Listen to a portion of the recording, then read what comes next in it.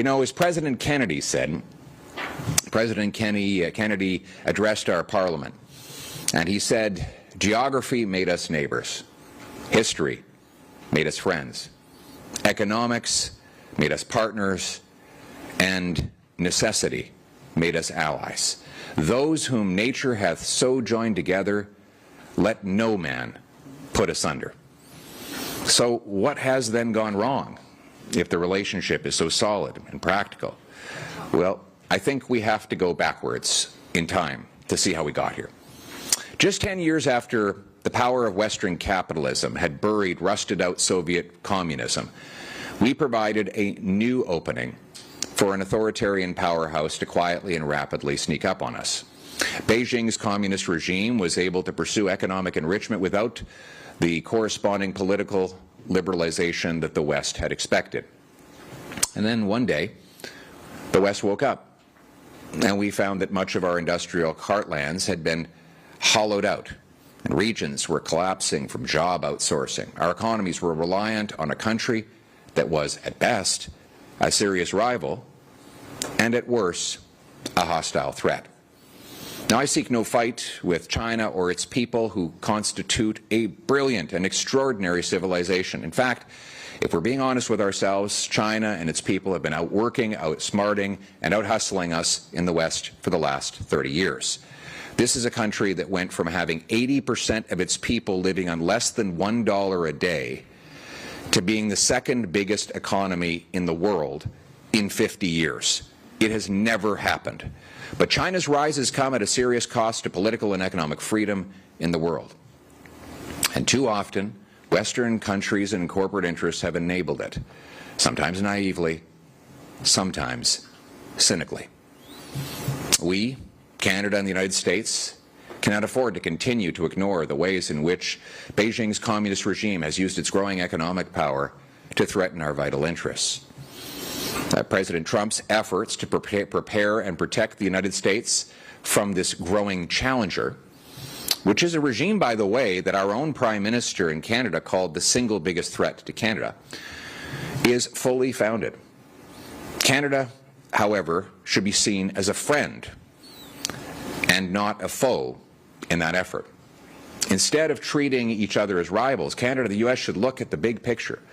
The real threats to our economies and to our security come not from each other, but from Beijing, from Moscow, from Tehran, and from their proxies. Instead of fighting tariff wars with each other, Canada and the United States should be tearing down tariff walls that we have and forging a closer tie. We should be promoting the principles of free trade among free nations. I reject the idea that we can afford to treat the current and very real problems we have between Canada and the United States as a permanent end to our relationship. They're not. We're always going to live next door to each other. We're always going to have friendly relations between people. I've just finished an incredible tour. Detroit, Houston, Austin, here to New York. Everywhere I go, people love Canadians. We have an incredible friendship. Our peoples love each other. And we live right next door to each other. We have shared border. We have the longest undefended border in the history of the world.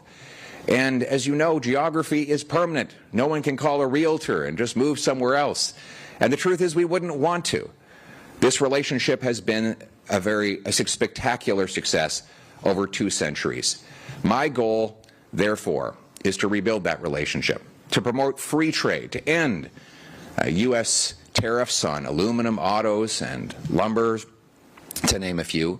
Let's forge a new tariff-free auto pact to protect North American production. Let's have a full exemption from Buy America so that Canadian construction companies can sell into American procurement markets. And let's relaunch the Keystone XL pipeline to deliver more affordable Canadian energy into American hands at good prices. I'm here today to restore and renew our friendship and to bring affordability, security, and strength to the peoples of both of our 2 separate countries. I'm here to pitch Americans on a simple proposition. Canada can help you solve your biggest challenges in America: affordability for your citizens and safety in a dangerous world. For example, Americans today more than ever are overpaying for food, fuel, and homes. Canada can help with all three. We are home to the world's fourth biggest supply of oil, and we provide by far the most stable and reliable of all of the countries that you could buy from. For comparison, the other three in that top four are Venezuela, Saudi Arabia, and Iran. Take your pick. All of them are in the news, and not for good reasons right now. I was just in Houston the other day. I was at the Houston Tank Terminal, and I saw where the Keystone Pipeline actually emerges from the ground. So I very playfully asked the engineer, what if I were to crawl into that pipeline and could keep crawling until my head surfaced somewhere? Where would I end up? They said, well, in the middle of rural Alberta, where it goes in the town of Hardisty. Incredible town. 600 people live there, and their tank farm handles $100 billion of oil. So in this town of 600 people, they handle what is equivalent of the GDP of many countries, just to illustrate the incredible genius of our trades workers and our engineers. But that oil then comes to Houston, where it is treated and shipped to the world. It is actually controlled out of a command center in downtown Calgary, even though it's in Houston. And not far away from there in Baytown, Texas, 2,000 workers refine and turn Canadian energy into asphalt, jet fuel, gasoline, and every other use.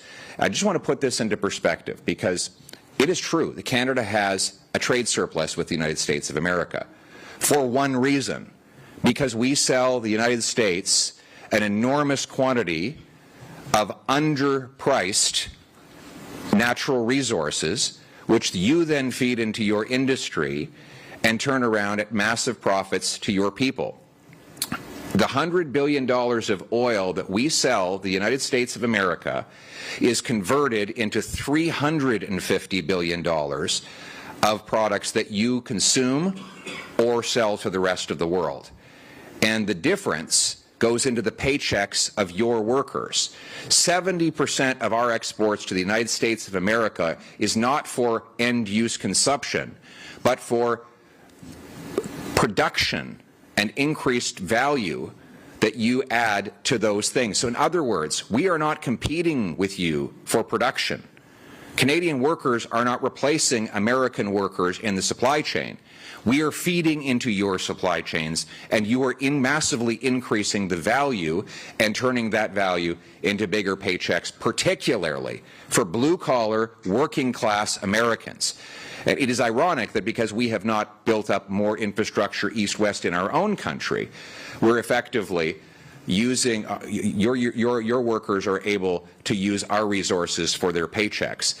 So you are big winners as a result of importing our resources. Now, if you look at what we could do with this relationship today, we could increase Canadian oil exports to the United States of America by 2 million barrels, which would allow you to bring down your gas prices and ultimately become less reliant on what happens over in the Middle East. Now, we can't obviously do it in time for this particular crisis. However, what about the next one? When is the best time to prepare for a crisis? 10 years ago. Well, we should be preparing now to make sure America has a reliable supply of oil for the medium and long term, so that never again do Americans have to pay $5 a gallon for gas. An agreement, a renewed USMCA that includes permitting additional oil production and approving U.S. pipelines on the south side of the border could both create jobs for Americans but also reduce costs for your consumers. And as I said, while none of this can be done in the short term, we have to get moving now to prepare for the next term.